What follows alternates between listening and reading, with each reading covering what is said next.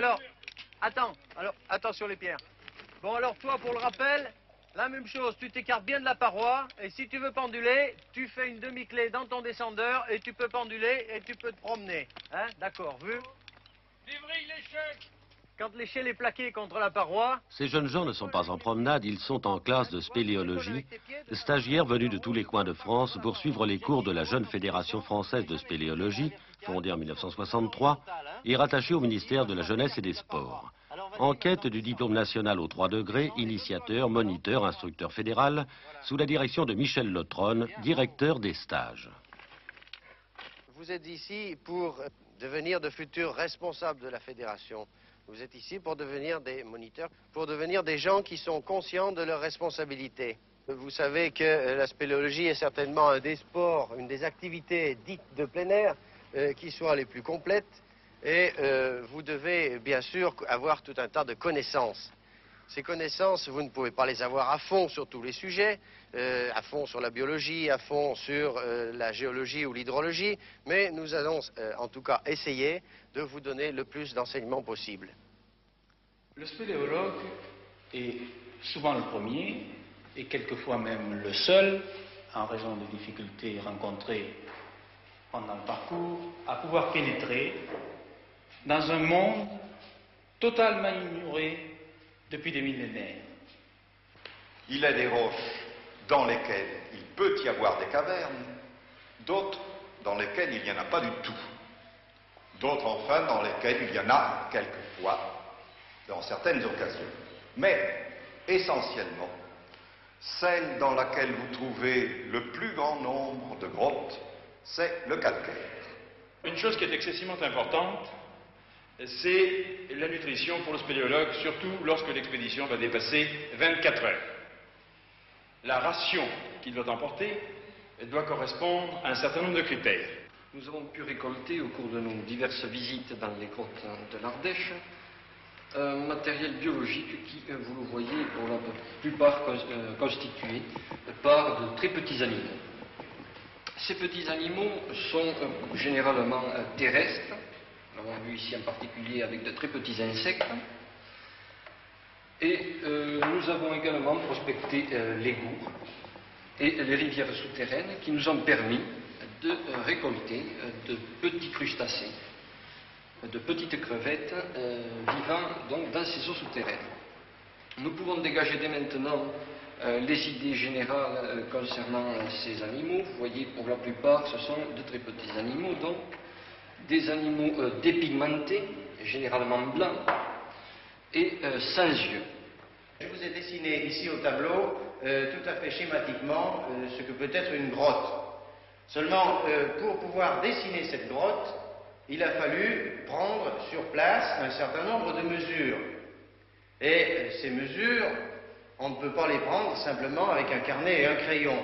Ça demande une méthode, ça demande un matériel particulier. Vous allez partir, démarrer en équipe de 2. Ne vous encombrez pas trop. Si vous ne pouvez pas faire tout le travail, vous reviendrez le faire. Alors aujourd'hui, décidez de faire le relevé des grands axes de la galerie. Sur le terrain, une préoccupation essentielle, la sécurité, d'où des cours purement techniques. Ces techniques sont réalisées à l'aide d'un baudrier. C'est un anneau de corde que vous vous fixez autour du corps de façon à être assis dedans. Vous voyez, tout simplement. Dans cet anneau de corde, vous passez un petit appareil que nous appelons un frein d'assurance.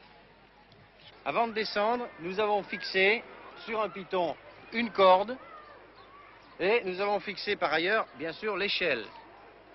Je suis donc contraint de remonter non assuré. Alors pour cela, je fixe le frein dont je vous parlais tout à l'heure sur cette corde. Voilà. Je monte et je tombe. Vous voyez, je tombe, je reste pendu. Il faut d'abord, en extérieur, se rompre à toutes les techniques de la montagne. Certes, tous les stagiaires ont déjà pratiqué la spéléologie, mais au centre de Vallon-Pont d'Arc, on n'hésite pas à repartir à zéro au cours du stage annuel de 15 jours.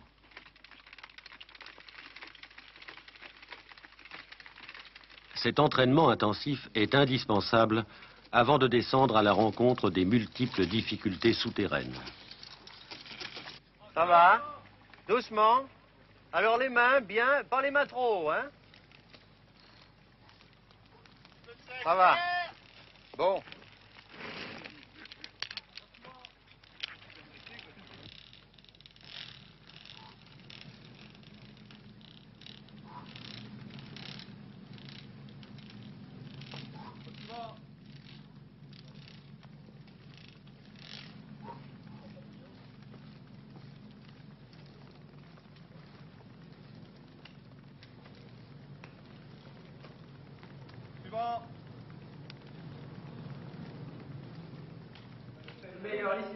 Alors seulement on aborde les profondeurs.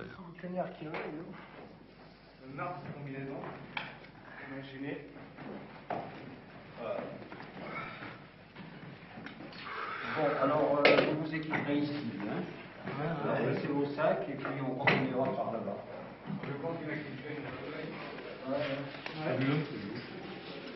Bon, ben allons.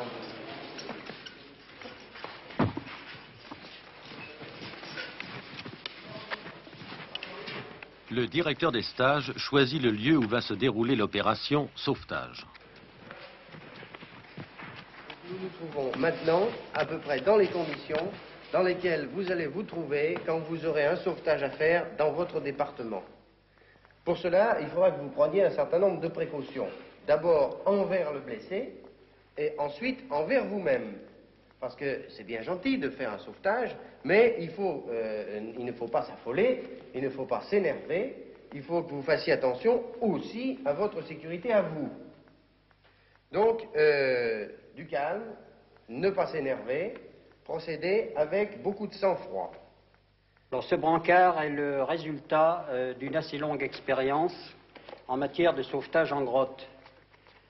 Il peut s'articuler sur lui-même. Ceci est dû aux grandes difficultés que l'on a à sortir un blessé d'une grotte, où l'emplacement est quelquefois très très exigu. On doit quelquefois le faire passer dans des chatières, dans des couloirs extrêmement petits. Assieds-toi par terre. Ouais. Voilà. Comme ça. Alors, tu viens de te casser cette jambe. Ouais. Hein? D'accord, cette jambe de cassée là. Ouais. Oh les gars, un accident! Il y a une jambe cassée! Aussitôt, chacun doit trouver son poste, faire les gestes devenus habitude grâce à l'exercice théorique et à la pratique. Attendez, il est trop large. Resserre-le encore. Remonte bien la corde sous les bras. Si tu bascules, la tête descend et elle vient en l'air. Remets la corde sous les bras. Le plus possible. Voilà, allez, tu peux démarrer.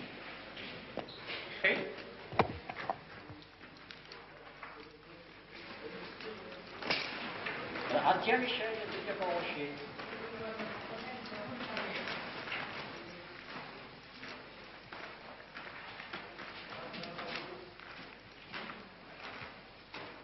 Bien entendu.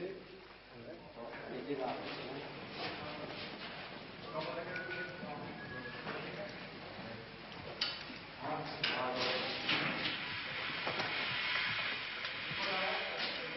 Alors maintenant, du silence.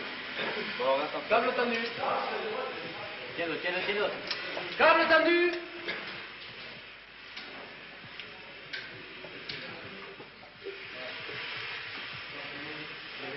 Posez.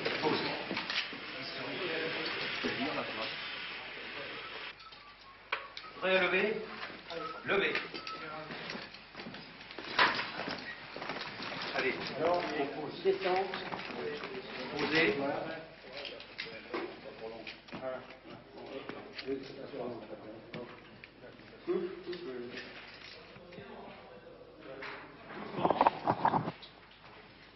Roy, en avant.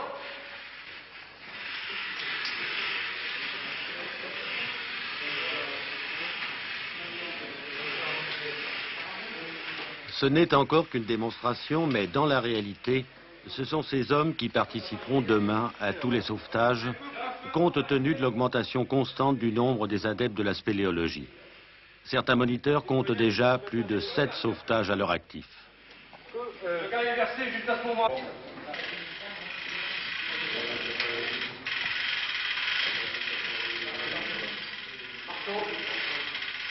Un marteau.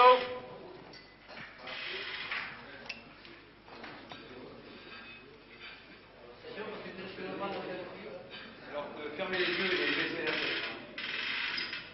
Attendez, montez au toit.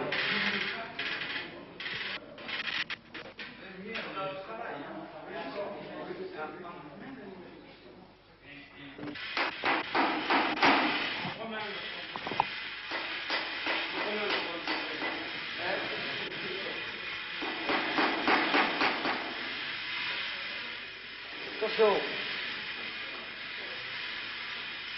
Levez. Levez un peu la tête. Là, c'est sur l'aide. Allez. Levez la tête un petit peu. Allez. Levez. Levez. Allez, en avant.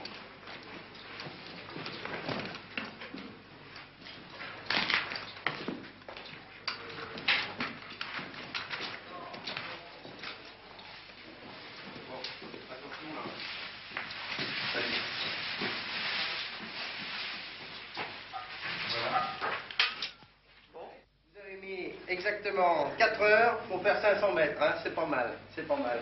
Alors vieux, ça va? Ouais. Ça s'est bien passé, pas trop fatigué, non? Un peu fatigué là. Ainsi formés, ils seront les meilleurs du monde. Pour la gloire peut-être, mais surtout pour assurer la sécurité des expéditions, protéger le patrimoine national souterrain, pour faire aussi d'un sport qui se développe l'auxiliaire d'une science nouvelle, la spéléologie.